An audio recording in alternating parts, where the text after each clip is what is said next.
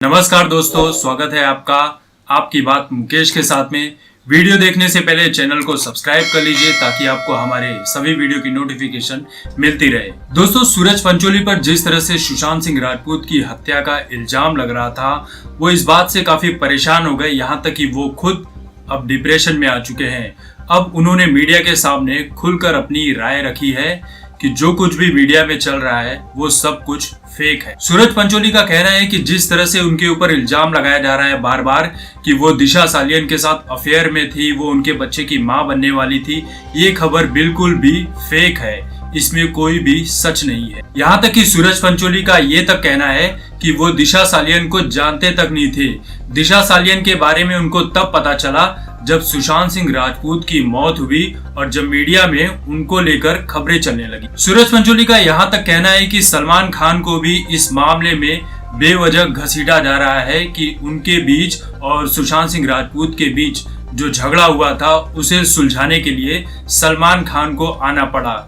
सूरज पंचोली का कहना है कि क्या सलमान खान को कोई काम धंधा नहीं है कि जो वो मेरे और सुशांत सिंह राजपूत के बीच जो झगड़ा हुआ है उसको सुलझाने का काम करे। सूरज पंचोली ने यह भी कहा कि जहां तक मेरे और सुशांत भाई के बीच झगड़े की बात है तो झगड़े की बात तो छोड़ दीजिए, हमारी तो कभी किसी बात को लेकर बहस तक नहीं हुई थी। सूरज पंचोली ने यह भी कहा कि जैसे किसी फिल्म की पूरी कहानी लिख दी जाती है, ठीक उसी तरह से किसी पागल ने अपने फेसबुक पर एक पूरी की पूरी स्टोरी लिख दी कि इसमें सूरज पंचोली और सलमान खान का हाथ है, तो लोगों ने उसे सच मानकर उसे शेयर करना भी शुरू कर दिया। वहीं सूरज के पिता आदित्य पंचोली का कहना है कि मेरे बेटे को बेवजह इन सभी मामलों में घसीटा जा रहा है, जबकि मेरा बेटा इन सभी मामलों से बिल्कुल दूर है।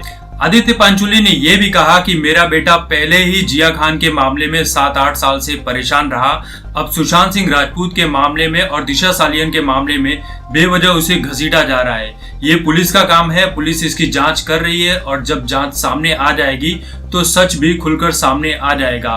और रही बात दिशा सालियन की, तो अगर वो गर्भवती थी तो इसकी रिपोर्ट आई क्यों नहीं। आदित्य पंचोली ने कहा कि फेसबुक पर अक्सर लोग एक दूसरे को बदनाम करने के लिए, खासकर किसी सेलिब्रिटी को बदनाम करने के लिए और खुद को सबसे ऊंचा दिखाने के लिए या खुद की प्रमोशन करने के लिए ऐसी मनगढ़ंत बातें लिख देते हैं और लोग उसे सच मानकर शेयर करना भी शुरू कर देते हैं। सूरज पंचोली का यह भी कहना है कि सुशांत भाई मेरे बहुत सीनियर थे, वो मुझे छोटे भाई की तरह मानते थे और अपनी जिंदगी में काफी सफल थे, मैं तो उनकी बराबरी के लायक भी नहीं था। हम जब भी मिलते थे एक दूसरे से ट्रेनिंग, फिल्में और फिटनेस की ही बातें किया करते थे। 2017 में मेरे और सुशांत के बीच झगड़े को लेकर एक आर्टिकल आया था, तब उस वक्त खुद सुशांत भाई ने मुझे फोन करके कहा था कि कोई फालतू सा आर्टिकल आया है कि सलमान भाई मुझसे नाराज चल रहे हैं, क्या तुम इस पर कुछ बोलना चाहोगे। तो दोस्तों, अब सोचने वाली बात यह है कि सूरज पंचोली पर जिस तरह से इल्जाम लग रहे थे कि सुशांत सिंह राजपूत की हत्या के मामले में वो जिम्मेदार हैं और सलमान खान भी जिम्मेदार हैं, तो इन सभी बातों को उन्होंने अपनी तरफ से क्लियर कर दिया है।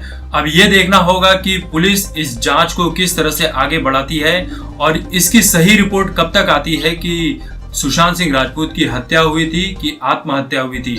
लेकिन सुशांत सिंह राजपूत के फैंस अभी भी ये मानकर चल रहे हैं कि सही तरीके से जांच नहीं हो रही है और इस मामले को कहीं न कहीं बहुत ही चतुराई से दबाकर खत्म कर दिया जाएगा, जैसा कि बाकी मामलों को खत्म कर दिया गया था।